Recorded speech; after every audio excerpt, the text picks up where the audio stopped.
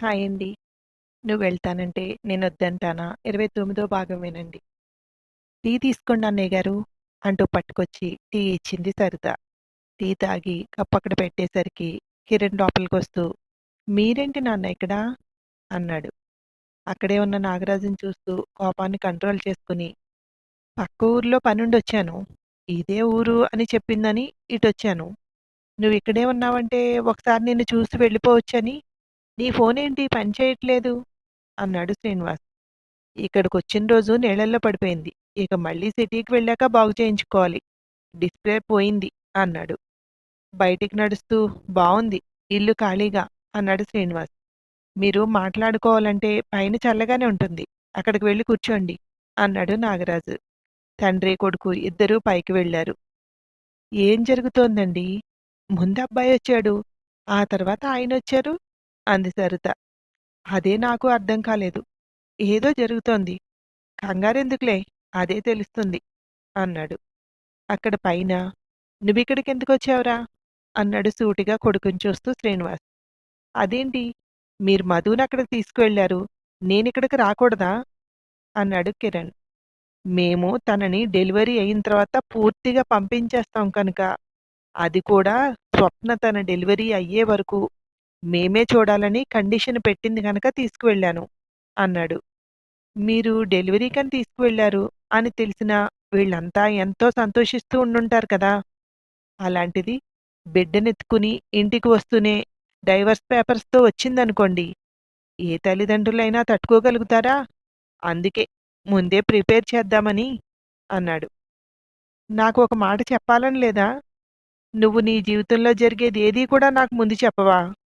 మొన్న వీళ్ళు ఫోన్ చేస్తే నేను మామూలుగా మాట్లాడాను. ఇప్పుడొచ్చి అన్నీ చెప్తే నన్నేమనుకుంటారు వాళ్ళు? అన్నాడు.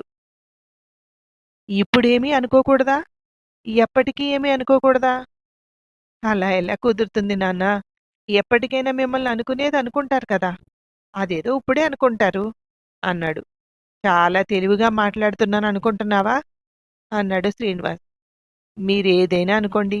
చెప్పడం నా బాధ్యత అన్నాడు కిరణ్. అవును మరి. చాలా బాధ్యత కలవాడివి. అందుకే పెళ్ళికి ముందే వీళ్ళకి చెప్పి వీళ్ళమ్మాయిని తీసుకువెళ్ళి పెళ్లి చేసుకున్నావు అన్నాడు వెటకారంగా శ్రీనివాస్. అప్పుడు ఆ పొరపాటు చేశాను కనుక ఇప్పుడు దాన్ని చేయకూడదు అనుకుంటున్నాను. వాళ్ళకి చెప్పకుండా పెళ్లి చేసుకున్నాను. వాళ్ళకి ఒక్క మాట కూడా చెప్పకుండా డైవర్స్ ఎలా ఇచ్చేయమంటారు? వాళ్ళకి ఉంటుంది కదా! పెళ్లి చేసుకున్నాను అంటే నేను చూసుకుంటున్నాను అనుకుంటారు. డైవర్స్ ఇస్తున్నాను అంటే వాళ్ళైనా తనని చూసుకోవాలి కదా! నన్ను చేసుకుంది అనే కోపం, నన్ను వదిలించుకుంటోంది అంటే జాలైనా కలుగుతుందని. నేను స్వార్థపరుడిని నాన్న. అందుకే ఇదంతా వాళ్ళకి చెప్పాలని ప్రయత్నిస్తున్నాను అన్నాడు. ఇప్పుడు నేను తీసుకువెళ్ళాను కనుక వాళ్ళు నిన్ను, మధుని ఆదరిస్తున్నారు. డైవర్స్ ఇస్తున్నావు అని తెలిస్తే అమ్మాయిని కూడా వదిలేస్తే అన్నాడు శ్రీనివాస్. ఆ భయంతోటే కదా నేనొచ్చాను. నేను వదిలేసి, వాళ్ళు వదిలేస్తే చిన్నపిల్లతో తనేమైపోతుంది? ఎలా బ్రతకగలుగుతుంది? మనింట్లో ఆడపిల్ల లేదు కనుక నీకు తెలియడం లేదు నాన్న.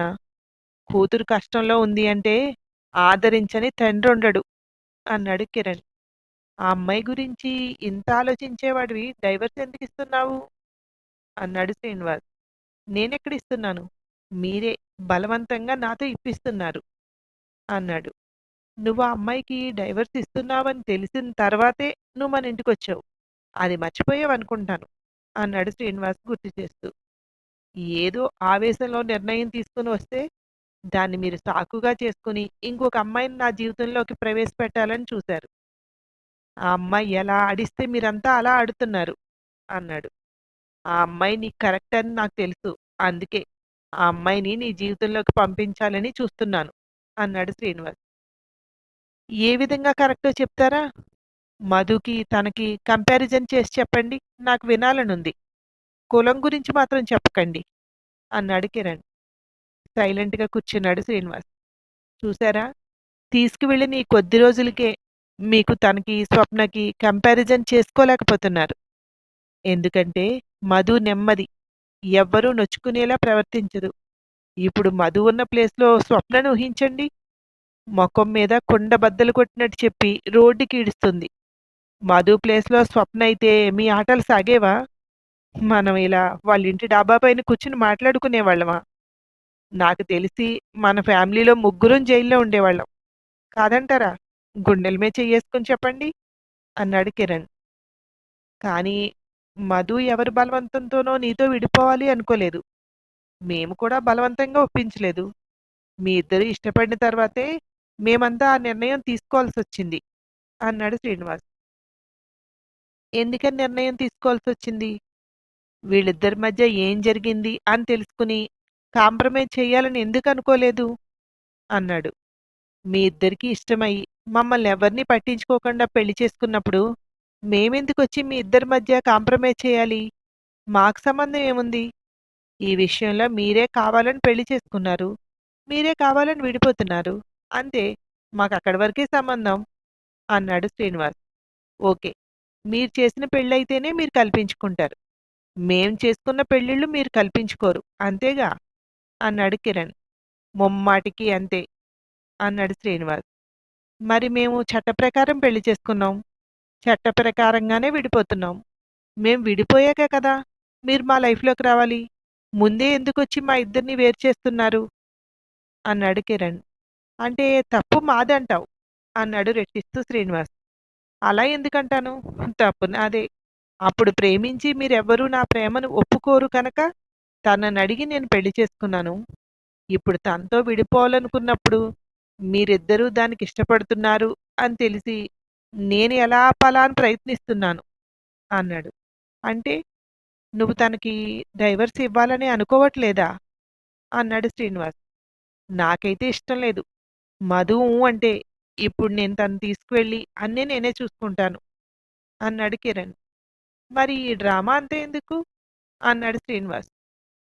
క్రియేట్ చేసింది ఎవరు నాన్న? మీరే కదా! స్వప్న మధు ఫ్రెండ్‌ని అంటూ ఇంటికొచ్చి, మధు మనసులో నేను తనని ఇష్టపడుతున్నాను అన్నట్టు క్రియేట్ చేసింది. అందుకే మధు మా ఇద్దరి మధ్యలో నుంచి తప్పుకోవాలనుకుంటోంది అన్నాడు కిరణ్. అంటే విడిపోవడానికి తను ఒప్పుకున్నట్టే కదా! అన్నాడు శ్రీనివాస్. మనస్ఫూర్తిగా ఒప్పుకోలేదు అంటున్నాను అన్నాడు కిరణ్. ఇక్కడ వీళ్లకు ఇవన్నీ చెప్పడం అనవసరం. వీళ్ళకైతే ఇప్పుడు చెప్పొద్దు. విడిపోయే రోజు నేనే తీసుకొచ్చి వీళ్ళకి అన్నీ చెప్పి వాళ్ళ అమ్మాయిని వీళ్ళకి అప్పజెప్పేసి వెళ్తాను. నేను చెప్పింది విను. నా మాట కాదని నువ్వు ఈ పని చేశావు అంటే మీ అమ్మ మీద ఒట్టే అన్నాడు శ్రీనివాస్. ఒట్టేసి నన్ను కట్టేయాలని చూస్తున్నారు కదా! చెయ్యండి. ఇంతకంటే ఇంకేం నాశనం చేయగలరు? నా జీవితాన్ని, మధు జీవితాన్ని అంటూ కిందకి దిగి వెళ్ళిపోయాడు.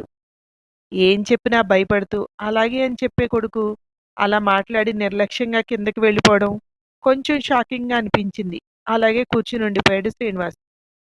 ఏంటి బావగారు, ఏదైనా ఇబ్బందా? మీకు అభ్యంతరం లేకపోతే చెప్పండి. అబ్బాయి ఏదైనా కోపగించి ఇక్కడికొచ్చాడా? అన్నాడు నాగరాజు పైకొచ్చి. అలాంటిదేం లేదండి.